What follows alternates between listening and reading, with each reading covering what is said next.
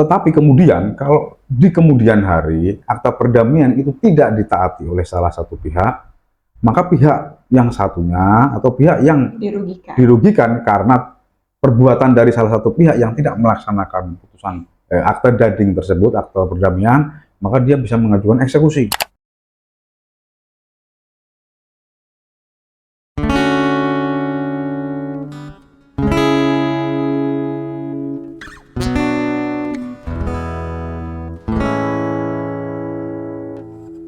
Kahar, hari ini kita mau ngomongin kelanjutan dari podcast kita yang sebelumnya nih Mas, tentang eksekusi ini.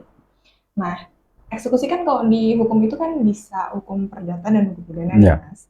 Tapi bisa jadi maknanya di pidana dan perdata itu kan jadi berbeda. Nah, sebenarnya apa itu sebenarnya eksekusi?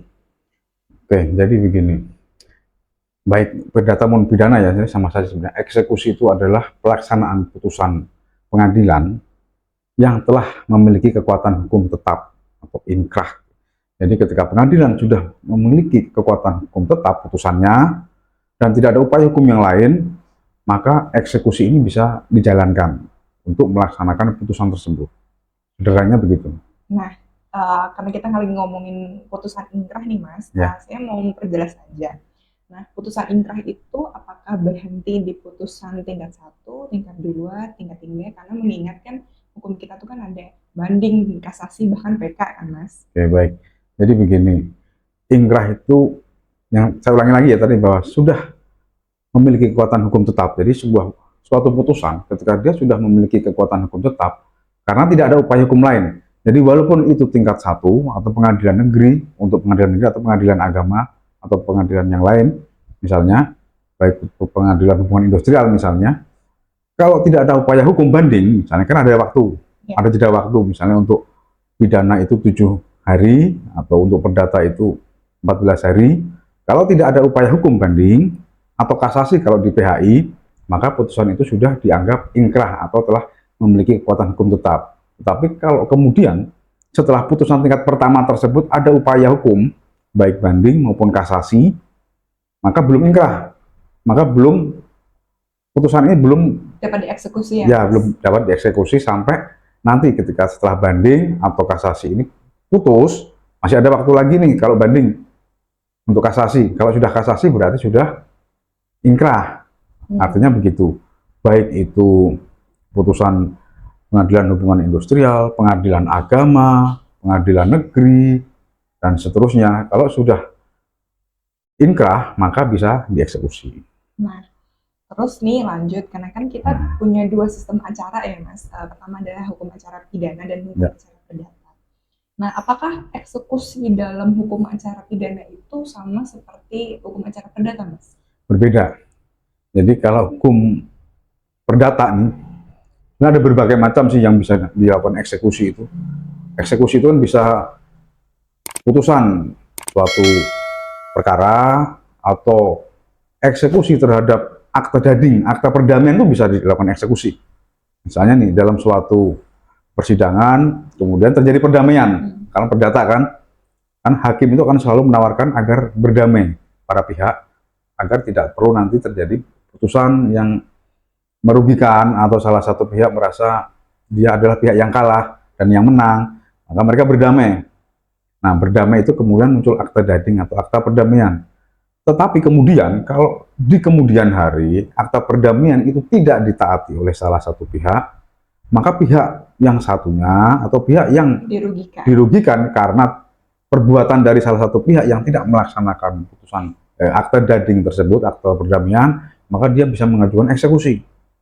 Atau eksekusi hak tanggungan juga ada. Jadi hak tanggungan ini, karena hak tanggungan ini adalah sifatnya sama dengan putusan pengadilan yang telah memiliki kekuatan hukum tetap, kan begitu. Jadi hak tanggungan ini pertama ada kesediaan dari pihak yang menjaminkan barang atau bendanya untuk menjadikan jaminan hutang, kemudian dibuat oleh PPAT, setelah itu didaftarkan di kantor pertanahan, maka sifatnya menjadi seperti halnya putusan pengadilan yang telah memiliki kekuatan hukum tetap. Artinya dia bisa langsung dieksekusi. Nah, ketika kemudian terjadi wan prestasi, maka hak tanggungan ini bisa langsung dimintakan eksekusi kepada pengadilan, sehingga bisa langsung dilakukan lelang atau penjualan bawah tanah, kan begitu. Jadi baik lelang maupun penjualan bawah tangan itu nanti akan bisa diajukan eksekusinya. Jadi berbeda ya untuk perdata itu, karena berbagai macam, ada putusan utang piutang, ada misalnya putusan perbuatan melawan hukum, atau tadi akte perdamaian dan seterusnya. Hanya saja prosedurnya pasti berbeda. Nah, kalau perdata itu ketika kita mengajukan eksekusi, itu akan dipanggil dulu nih para pihak nih, agar mengingatkan, ini loh, kamu sudah waktunya melaksanakan putusannya ini. Kok sampai saat ini setelah putusan ini sudah inkrah atau sudah memiliki kekuatan hukum tetap, kok belum lakukan? Ayo dilakukan. Kalau nggak dilakukan nanti ada upaya paksa loh. Nah begitu kan, ikan maning itu namanya. Peringatan kan gitu.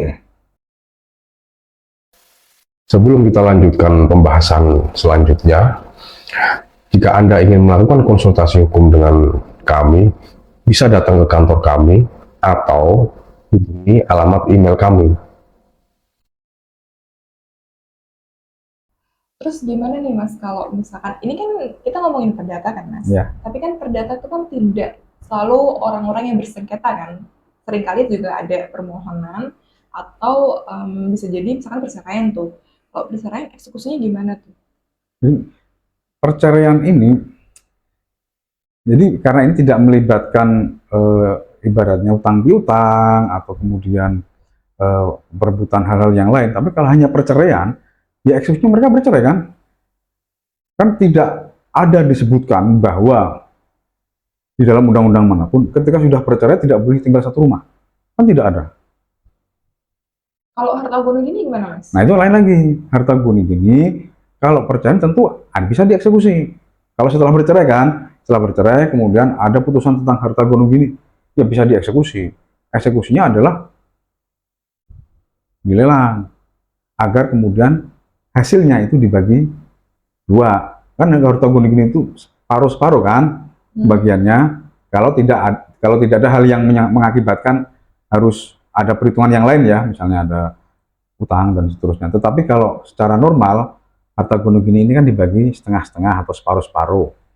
Nah, kalau kemudian setelah putusan harta gono gini kemudian inkrah, tetapi tidak segera dilaksanakan oleh salah satu pihak, misalnya suami atau misalnya oleh istri, masih menguasai harta gono gini tersebut tanpa ada niat untuk membaginya kepada mantan istrinya atau mantan suaminya, maka bisa dilakukan eksekusi. Nah, eksekusi itu bisa bermacam-macam. Pertama tentu ada unmaning, kemudian ada eksekusi pengosongan rumah atau pengosongan lahan dan seterusnya. Nah, itu nanti akan ada mekanisme tersendiri ya untuk mengajukan permohonan ke pengadilan agar dilakukan pengosongan, dan untuk keamanannya bagaimana dan seterusnya begitu. Nah, gimana kalau ini ranah pidana Mas? Apakah eksekusinya kalau di pidana itu apakah sama dengan eksekusi mati nih? Kalau misalkan di pidana kan ada hukuman paling berat itu adalah hukuman mati kan? Ya. Apakah cuma hanya hukuman mati atau sebenarnya eksekusinya dalam bentuk yang lain? Eksekusi itu bisa bukan hanya untuk hukuman mati ya, untuk pidana itu. Semua hal yang diakibatkan oleh putusan pengadilan yang telah memiliki kekuatan hukum tetap, entah itu hukuman pidana penjara, entah itu hukuman denda, sampai hukuman mati tadi, kalau itu belum dilaksanakan, tentu akan dilaksanakan melalui. Ya, pelaksanaannya itulah yang disebut dengan eksekusi. Kan begitu. Jadi misalnya selama ini, ketika persidangan nih, dari proses penyidikan, kemudian persidangan, penuntutan tersebut, si tersangka kemudian terdakwa ketika disidangkan, itu tidak ditahan. Nah, tetapi kemudian ketika pengadilan memutuskan bahwa si terdakwa kemudian hukumannya adalah pidana penjara, maka dia harus di pidana penjara kan, di pidana kurungan kan, begitu. Nah, kemudian dilakukan eksekusi setelah putusan. Nah, soal kapan eksekusi itu dilaksanakan, ya tentu ada kewenangannya tersendiri. Nah, ini yang terakhir nih Mas, apakah ada biaya nih untuk eksekusi? Kan mengingat acara pidana dan perdata itu berbeda, apakah biayanya itu juga ikut berbeda, Mas? Oh ya, eksekusi itu tentu ada biayanya untuk perdata ya. Kalau untuk perdata, jadi si pemohon yang Pemohon mengajukan eksekusi. permohonan eksekusi itu harus mengeluarkan biaya. Nah, itu akan dihitung oleh pengadilan karena ini hubungannya dengan biaya misalnya itu ke pengamanan, untuk biaya lain-lain, kemudian dan seterusnya itu akan dihitung jumlahnya berapa, nilainya berapa, dan seterusnya. Sedangkan untuk pidana, tentu karena eksekusi ini yang mengajukan adalah negara yang dilakukan oleh kejaksaan. Jadi yang melakukan eksekusi putusan pidana itu adalah jaksa ya.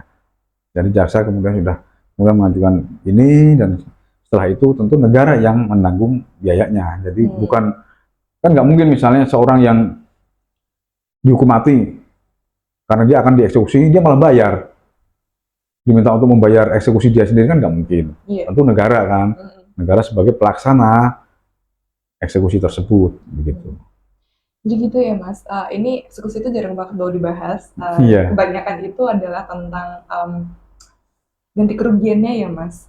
Tapi eksekusinya tuh nggak dibahas karena setelah gugatan perdata itu pasti harus ada eksekusi Iya ya, betul. Mas. Jadi seringkali perkara itu menang di atas kertas ya. Kita menang atau seseorang memenangkan perkara perdata nih di pengadilan. Tapi kemudian setelah menang ternyata si yang kalah itu tidak mau nih melaksanakan kewajibannya, misalnya dia harus membayar kerugian atau membayar dan lain-lain, tidak dilaksanakan. Lalu bagaimana? Kan begitu.